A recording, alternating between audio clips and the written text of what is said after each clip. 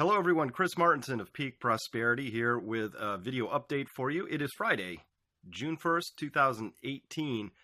You know what really transpired this past week, of course, was a lot of market turmoil. You probably even read about it. Here's a headline right here that says, Italy crisis rocks markets. Here's why. Gosh, investors are worried, according to this article. That was on the 29th. And it was a fast headline that had to come out because, of course, the markets were rocked, and we did see a lot of downward action in markets all across the world. But a miracle of miracles, it didn't even last the whole day. The truth is that if you take a look at this chart of the S&P 500 right here, take a look at this, and here's what we're going to be looking at here is that this is the 29th. Here's this big sell-off, and then right here you see this big rebound. Now, the market did close red for the day, but it was already rebounding, and then look at what happens next. That S&P is up 55 points from that miracle turnaround low. All of a sudden, crisis averted. Off they go. And my model for this, of course, is that the central banks have been intervening in markets forever and ever and ever, and this is what they do. And their tolerance for turmoil is very low. And they have a variety of mechanisms to do this. And of course, the markets are an ecosystem, right? There's a lot of participants in it. They changed very fundamentally and structurally beginning around 2007 and 8 with the rise of the machines. Now, machines and algorithms are the markets, right? There are literally just blinking lights and server farms. That's what we call markets these days. Now, here's the fun thing about having algorithms in the markets.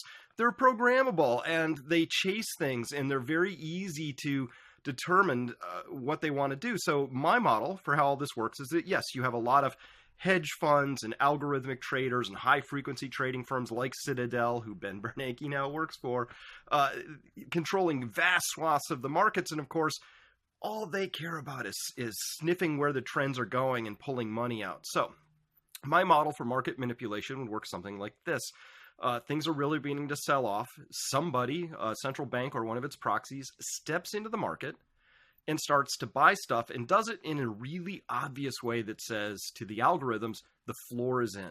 And it's really obvious stuff, like there's just a sudden flood of buying hitting one of the major stock futures markets, like a flood of purchasing of the E-mini products that are the small minis on the S&P 500 or NASDAQ futures, whatever's needed. And then the algorithms step in and do the rest, because we've seen this over and over again. If you look back at this chart of the S&P 500, it's back to unchanged.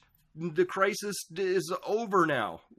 How did that happen? Same thing. You can see that Italian debt is on the short end is back into negative yielding territory. Crisis over.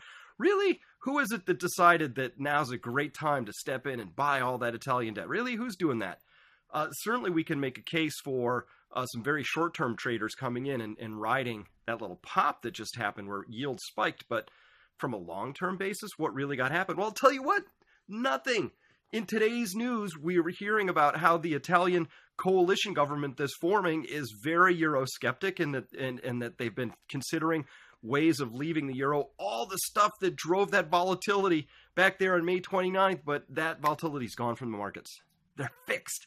So we live in a world where we have interventionist central banks and government agencies and their proxies, all of which are working to just calm the markets because they want calm markets, which means rising markets for a variety of policy aims. But please notice that's fine. What a great goal, right? Sure, wouldn't we all want non-crashing markets? I get it. But here's the thing. The insiders are getting fantastically rich at this. It's the biggest transfer of wealth ever. The noble cause of, we're creating stable markets is more than offset by the fact that me and all my friends are getting stinking rich at this, right? Or maybe I'm in a noble sort of a public service policy position right now, but guess what? As soon as I leave, I'm going to go join Citadel or Goldman Sachs or something like that. So that's the game. The game is now rigged, and the markets are indeed fixed, and it's funny to look at. I love this. This is a Twitter reaction by Ben Hunt of Salient Partners. In response to an article in the Wall Street Journal that was tut-tutting about the idea that the Chinese government is very actively and overtly stepping in and calming their markets. And you know, the Wall Street Journal really was like, oh, that's those communists, you know. And what Ben Hunt here said here is the tut-tut attitude here is hilarious, as if our calm markets haven't been entirely engineered by our governments. At least China is forthright in their intentions to turn capital markets into a public utility. Bravo, Ben. Well said. Pithy. I loved it. So, you know, this is just, our markets aren't markets anymore, and that's a problem. And part of the problem is that, you know, here's the thing. We can't have infinite exponential growth on a finite planet. The planet is screaming right now, saying stop. And all these interventionist policies to drive markets higher and try and convince us we're all getting richer because Netflix stock has a PE of 300 where it only used to have a PE of 200. That whole narrative is broken, folks. It's just busted.